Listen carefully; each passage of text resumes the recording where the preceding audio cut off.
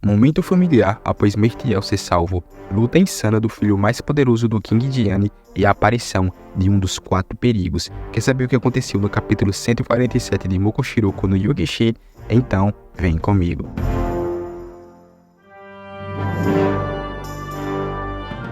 Fala nerds, tudo beleza? Espero que sim, sejam todos bem-vindos ao canal Nerd Force e a mais um vídeo. E no vídeo de hoje teremos mais uma review do insano capítulo do mangá de Mokoshiroko no Yukishi, onde nós vimos umas coisas bem interessantes. O filho do King e o nosso querido Sisters enfrentando o que a gente pensava que eram capangas do mal Kyubergan. Enfim, tivemos uma surpresa insana e é nessa review que nós iremos comentar. Gostaria de pedir desde já para que vocês deixassem o seu like e também se inscrevessem no canal para estar apoiando o meu conteúdo. Deixa o like e se inscreve no canal.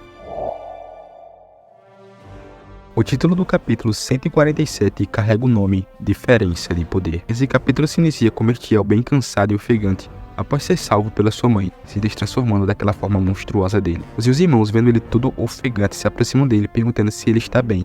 Uns de forma mais gentil e outros de forma mais bruta, mas enfim. Chorando, ele pede para que os seus irmãos não se preocupem com ele e pede para que ambos também prestem atenção e ajudem a sua mãe, dizendo também que ela ama a todos e que era para eles se atentarem para o estado em que ela estava. Olhando para o seu filho, Diane pede para que ele não se culpe e diz que aquelas cicatrizes que ela carregava não iriam machucá-la, visto que era pelos filhos dela que ela carregava aquelas marcas.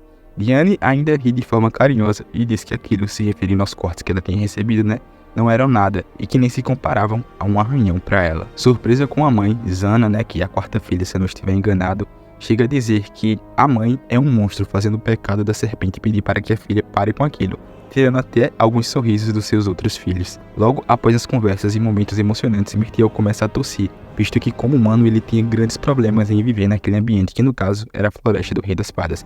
Por isso ele tomava uma espécie de comprimido que foi dado a ele pelo seu pai. Vendo o filho naquele estado, Diane, a sua mãe, fica totalmente preocupada e se pergunta se ele ainda tem os remédios. Porém o garoto chega a dizer que perdeu os comprimidos.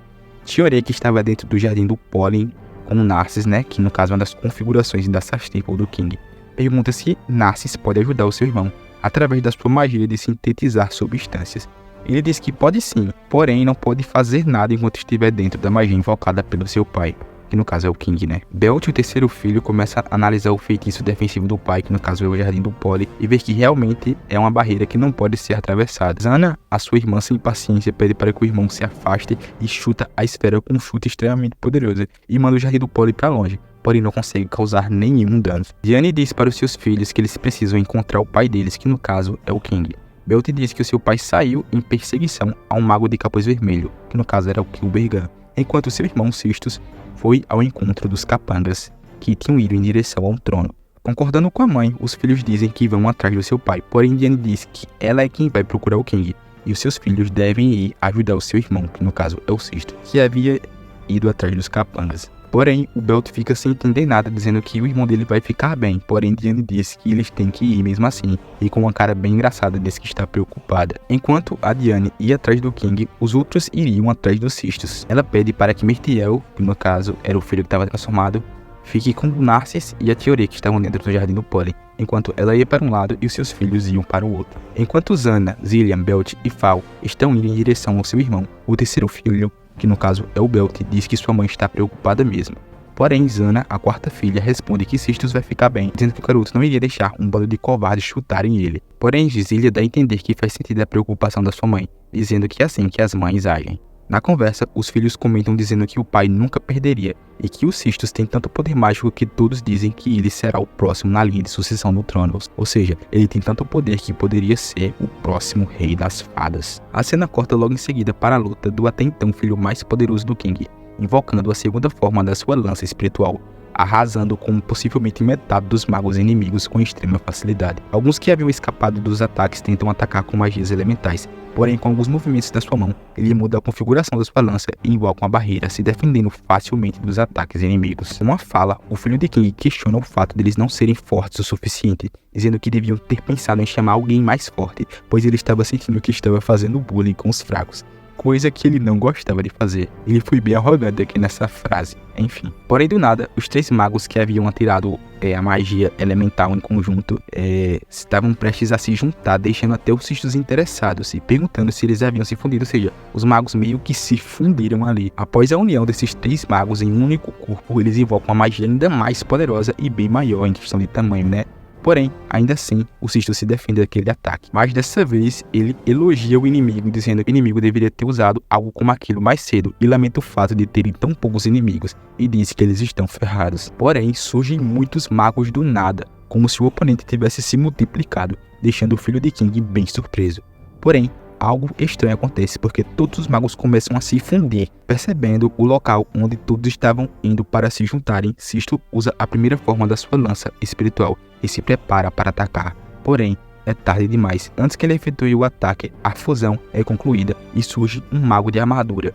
E antes de receber o ataque que o filho do King iria efetuar, um feitiço bem conhecido é invocado, o Cubo Perfeito. Logo após aprisionar o filho do King nesse feitiço, o Cubo Perfeito, o mago invoca um aglomerado de feitiços elementais unidos e teletransporta esse ataque para dentro do cubo perfeito onde estava o filho do King. E a cena corta com o filho do King totalmente incrédulo e bem machucado no chão diante daquele misterioso cavaleiro. Cistos tenta se afastar, preparando um novo ataque, dizendo que o inimigo estava escondendo seus poderes e perguntando também quem era ele. Respondendo a pergunta, ele diz o seu nome, que tá aí na tela para vocês verem, que eu não sei pronunciar, mas enfim. E dizendo também que ele é chamado de Cavaleiro Branco dos 4 Males, ou 4 Perigos, a elite de cavaleiros sagrados do poderoso Rei Arthur. Após revelar quem ele é, ele diz que assim como Cistos, ele também odeia judiar dos fracos, revelando uma cena brutal, com Cistos empalado por uma lança mágica. Mano, que insano. O filho mais poderoso do King foi totalmente subjugado. Que plot, mano, que plot bem interessante. Enfim, não pelo fato dele ter sido machucado, mas porque um dos 4 perigos apareceram. Ou seja, eles estavam o tempo todo na floresta do Rei das Fadas. Enfim, bom pessoal, realmente agora eu entendo que o Bergan ter ido para a floresta do Rei das Fadas. Eu tinha achado estranho o fato de só ter oponentes medianos, né? Visto que eles poderiam enfrentar 2 lendários pecados capitais. Mas eles mandaram um homem de topo de Camelot, um dos 4 perigos. Porém, né, nós temos que saber mais. Será que ele vai conseguir chegar na Drogas? Será que ele vai conseguir chegar a enfrentar a um dos pecados capitais, no caso Diane ou King? Será que também o King vai perder para o mago Kilbergan? Eu particularmente acho que não, né? Tomara que não. Lembrando que tá praticamente 1 a 1 um confronto entre os pecados capitais e os perigos, visto que o Ban humilhou o Cavaleiro Vermelho, o Ironside, que era um dos 4 perigos, e outro membro dos 4 perigos regaçou com o Gother, que é um dos 7 pecados capitais. Então nessa luta de pecados capitais contra os perigos, a disputa tá 1 a 1. Bom, agora sendo sincero, eu particularmente acho meio forçado se esses perigos forem humanos normais. E mesmo assim superar os pecados capitais, que são guerreiros lendários, sem nenhuma explicação plausível. Entre os 4 perigos temos 2 humanos que são particularmente bem poderosos, e quando um deles enfrentou o Ban, foi completamente humilhado. Porém, né, em contrapartida, um dos membros dos 4 perigos conseguiu fatiar o Gother sem nenhuma dificuldade, aparentemente, né? Mas será que o King e Diane terão o mesmo destino nas mãos desse cavaleiro, que também é um dos 4 perigos, é da elite do Rei Arthur? Eu acho que seria forçar um pouco a barra se eles forem humanos comuns, e conseguir assim mesmo derrotar com extrema facilidade um King como a Diane. Mano, o King é incrivelmente poderoso. É óbvio que em algum momento acho que ele vai ser derrotado em Mokoshiroko e Okishi, mas tem que ser de uma maneira que seja plausível. Como eu falei, né, o King é muito poderoso. O cara peitou o demônio primordial e os Eldris à distância. Humilhou também o arcanjo Mael com 4 mandamentos. E ainda, ao lado dos outros pecados, peitou o insano rei demônio, mano. Eles vão ter que criar uma forma bem interessante de derrotar esse cara, porque ele ser subjugado em poder vai ser difícil. Na minha opinião, pelo que ele mostrou em toda a obra, ele só é mais fraco que o Meliodas, Ban e o próprio Rei Arthur, né? E olha que daria uma boa briga com esses 3 ambos citados, na minha humilde opinião. Então vamos ver o que eles vão fazer. Fora que a Diane também é muito poderosa, mas enfim, né? Vamos ver o que será feito. Bom, pessoal, chegamos ao final de mais um vídeo. Eu agradeço demais a todos que conseguiram assistir até aqui. Se vocês gostaram do vídeo, por favor, não se esqueçam de deixar o seu like. E se não forem inscritos, se inscrevam no canal. Aproveita também, se for possível, segue a página no Instagram. Estarei deixando o link na descrição. Segue aí para estar apoiando o meu conteúdo. Eu posto conteúdo lá praticamente todo dia sobre cultura pop e cultura nerd. Enfim, dito isso pessoal, valeu e até o próximo vídeo. Fui!